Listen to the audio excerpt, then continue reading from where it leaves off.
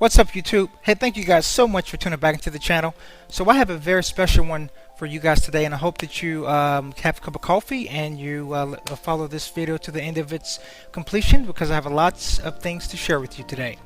So if you're not aware, the House of Representatives has passed a second stimulus relief package as of May 15th, 2020. Now, there's a lot to go over. I'm going to try to break it down and simplify it, but I do want to touch on the very high level things, but also give you guys some details as to what to expect and what you can look forward to, because there are quite a bit of changes that has taken place with the second package. I'll tell you now that the second round is actually significantly more generous than even the first round, which actually really surprised me, because normally you think that they would do the opposite, but they haven't. So I want to go over the details today of the second round stimulus package and exactly what you guys can expect as to what differs from the first round that was distributed and approved back in March. So if you guys, if you're not already aware, the first stimulus relief package, it gave you $1,200 for all individuals who made less than $75,000. That is still the same for the second round. You know, if you were married, up to $150,000 family income, I should say a marriage income, then you would receive $2,400. That has stayed the same. What has changed is that the dependents. So with the original package, you were going to receive up to $500 per dependent. Well, with the second round, you're going to also get $1,200 per dependent. So that's $700 more than you were getting in the first package, which is just ridiculous, right? So they're going to give you, it's going to max out up to $6,000 per family household. So if you do the math on that, you know, you're looking at quite a number of dependents that you can have with the second round. So that's a lot of money. So another big thing also between the first and the second round is that with the first round, you were required to have a social security number. Now, we know that a lot of people have been in this country and worked here and for whatever reason don't have a social security number. Well, the second round is not going to require you to have a social security number. And on top of that, it's going to work retroactively, which is amazing. What that means is that once the second round package gets passed by the Senate, you're going to also receive the first stimulus package check if you didn't receive it because you didn't qualify as a result of a social security number. That's incredible, right? So a lot of you guys who are watching this, if you don't have a social security number for whatever reason, you just moved over, you know, green card, what have you, you're looking at getting a significant windfall. So that's an amazing thing. A similarity between the first round and the second round is that, they are still considered advanced payments of a 2020 tax credit. So that just basically means at the end of the year, typically you'd put a tax credit on your taxes that you then would get a check back, you know, once you're finished completing those. This is just the government paying you in advance. That's going to stay the same. That's not going to change. All right, so that's a good deal. Another thing that is amazing, okay, is that for small businesses, well, the first package required, it was stipulated in the bill that you had to take 75% of the stimulus money, and you had to put that towards payroll expenses. So in other words, you had to take the money and you had to funnel it to your employees, which I thought was an amazing thing. The second round is not going to require that. They're going to allow the businesses to be able to use their money, use the stimulus money however they see fit, which more than likely means that they're going to take a number, quite a number of that, larger number than the 25%, maybe 50%, maybe a little bit more, and then use that for actually putting back to the company for growth and things like that. So that way, if you are currently working for a company that's getting stimulus money, you can assure that they're going to stay in business and they'll have some supplemental income. So that's amazing. I'm going to get to the big thing that you guys are waiting to hear about, and that's the extended loans and interest payments. So for the first round, we all know that if you have student loans, the loans and the interest have been postponed, completely stopped up until September 30th of 2020 of this year. Okay, under the current package, they are looking to extend that all the way through September 30th, 2021, so another year. That's great, but it does get better, and I'm going to get to that as well. All right, so we've covered that. Another difference between the packages is that on the first round, the Federal Reserve only got your Social Security number from the Social Security Department. That's going to be a little bit different here. They're actually approved to find it from other locations and other agencies that may have your social security number.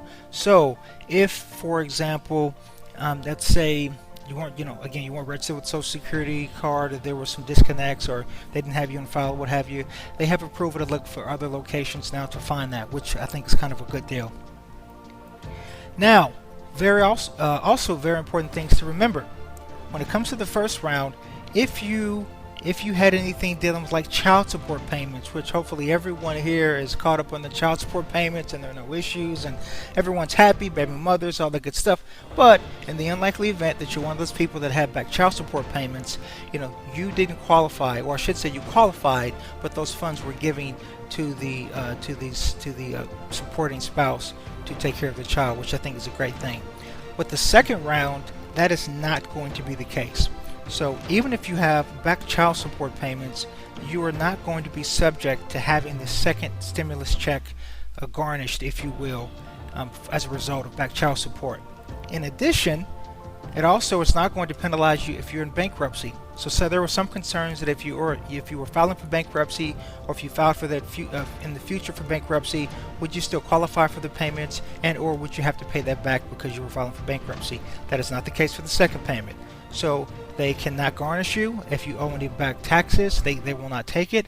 If you have any collection accounts, collection account companies are not allowed to call you and say that you now owe us money, and we know that you have it as a result of the stimulus payment, because there was a lot of leaking videos online talking about the collection agencies were doing that when you owe them money, credit card companies, what have you. That's not the case for this package.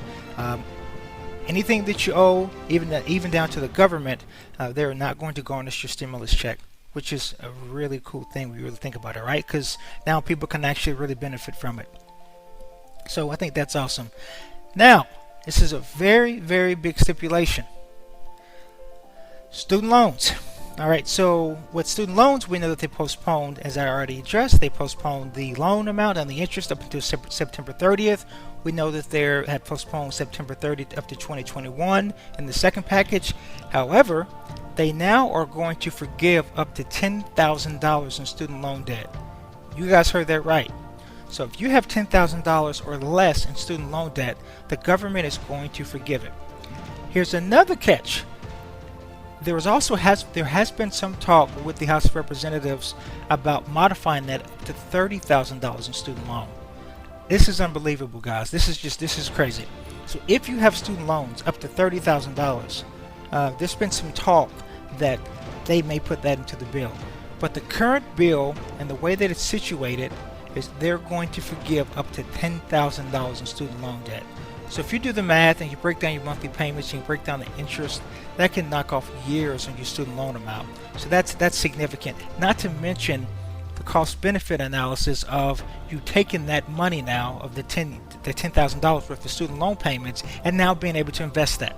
Right? So if you put that into your savings, you put that into some stocks, ETFs, or bonds, I mean that is a huge cost benefit if they do approve that. So that's great. That's a really, really big plus, and that's something that they're looking at doing. Now, it's not just individuals as well from like a individual stimulus payment check. There's also programs that they have packaged into the package that is going to help people with a lot of other significant things.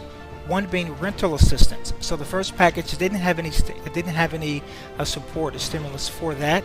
The second package will. Actually, it's going to have up to $100 billion. I said billion with the B, not an M, for rental assistance. Now, here's how this works. An existing nationwide grant rental assistance program would verify that a tenant's inability is to pay rent, and then they will give vouchers to cover the cost of rented utilities. So it's basically like welfare, but it's like welfare for even like people who make a certain amount of money, right? For your unemployment. I think that's an incredible thing. And what the government is trying to do with this, they are trying to avoid they're trying to avoid a 2008 situation, but this being with rentals, right? With people actually being evicted from their homes and from their apartments. So that's an amazing thing that they're looking at doing. And I think one of the reasons they're looking at doing this second go around is because the unemployment right now is up to 40 million Americans. Now that is more than even the Great Depression that we had back in the early 1900s. I mean, that's insane. Back in the early 1900s, when we had the Great Depression, our economy really collapsed and didn't rebound for 5 years. 5 years. I mean, can you guys imagine? Can you imagine our economy collapsing in 2020 in a couple of months, right? Once the first stimulus package is over, and then we don't rebound again until 2025. I mean, it would just be insane. So they have covered that significantly in this package, which is great. Also, in addition to the rental assistance, they are also going to be covering the mortgage relief. So with the mortgage relief, it's going to provide $75 billion, so a little less than $100 billion for homeowners assistance, but it's still a significant amount. And what this is designed to do is this is designed to prevent mortgage defaults and property foreclosures. So it would amend the existing previous stimulus package so that borrowers of any coverage mortgage loan, it doesn't matter what the loan is, whether it's a primary loan, secured loan, deed of trust, 1 to 4 unit dwelling, it doesn't matter. They are eligible for the forbearance for up to a year if they affirm that the coronavirus has affected them financially, which, I mean, let's be real, who hasn't the coronavirus affected financially? Everyone. So basically, that's just more like one of those wink stipulations that, I mean, everyone can prove that they're affected financially, right? I mean, if you have a 4-unit dwelling and one person says that they've been laid off of forbearance or even had their hours cut, you technically qualify for that. So I don't know anyone who won't be affected by this. It doesn't matter whether you're, no matter where you are on the pay scale, everyone's going to be affected. Now, in addition to the mortgage relief and the rental assistance, there also is going to be additional hazard pay, which I love hearing this. So the first stimulus package, we were caught off guard a little bit in terms of exactly how much money should we be providing to the first line workers and to the people who are considered to be essential workers in the hazard pay. So my spouse actually works for a bank, and she's considered to actually be essential, right? Because you can't have the bank shut down. And so, we have a lot of people at the grocery stores, obviously in the medical industry, the EMT people, the nurses, the doctors, the physicians, people that are considered essential, the police officers, just anyone who has to work critical core businesses, that a lot of those guys and gals, I should say, they really were at the mercy of their own company to determine whether or not they got hazard pay. So luckily the company that my spouse works for, her company was gracious enough to say, hey, yep, we're going to give you a little bit additional hazard pay, thank you for coming in, and so forth. But this package is going to make it mandatory. Okay, so if you thought that the allocation for the rental assistance of $100 billion and the $75 billion for mortgage relief was significant, but wait till you hear about the hazard pay. They have set aside $200 billion. Now, with that, it's going to give a wide variety of essential workers, including doctors, nurses, frontline medical personnel, officers, everyone that I've talked about, firefighters, social workers, grocery clerks, which I've touched on, postal workers, and even child care and cafeteria workers. They're going to be included in receiving the hazard pay. It's going to be a $13 an hour raise paid until workers receive a total of $10,000 if their regular pay is less than $200,000 per year. Which, I mean, let's be honest here, whose pay isn't below $200,000 per year, right? So I'm going to read that to you again because it's very, very essential. You're going to receive a $13 an hour raise, okay? So if you're making $20 an hour, you will be making $33 an hour. I mean, that's significant, or $15 an hour, right? Depending on what state you live in, that's minimum wage. California, I think, is $15 an hour now, but depending on what state you live in, $13 an hour, all right, will be received up to a total of $10,000 if your regular pay is less than $200,000 per year. So they're basically giving you an extra $10,000 to say thank you for being such a critical worker and being and putting yourself in harm's way. So I think that's great. It says here that they're going to pay it for 60 days after the pandemic ends if the 10,000 or the 5,000 totals aren't reached first. So in other words, if you were considered a hazard pay worker, and then we kind of all go back to to a relative or new normal, if you will, and so we're fully open, the country, the cities are fully open and so forth, they're going to still continue to pay you that hazard pay if the 10,000 ends or up to 5,000 total aren't reached. So whichever one comes first. So I think that's a really good thing. And then let's see here. It says here it's going to be distributed by employers. Sorry, I just have some notes I'm going over, so bear with me if I'm kind of just seems like I'm going down a list because I am here. It's going to be distributed by the employers who were applied to the government for hazard pay. All right, so your employers are going to be the ones who actually pay you the money. It's not going to be paid to you directly from the government. It's going to go to your employers, because I guess the government has a list of the companies that are considered to be essential, and then it goes to them, and then they pay you the money down. So that's a good way to know, because a lot of people may be expecting this money to come directly from the government. The hazard pay will not. So that's a good thing to know. And that's pretty much it, guys. So as you can tell, this is a huge package. It is literally almost $1 trillion. Not a couple hundred million, not 500 million, not, not a billion.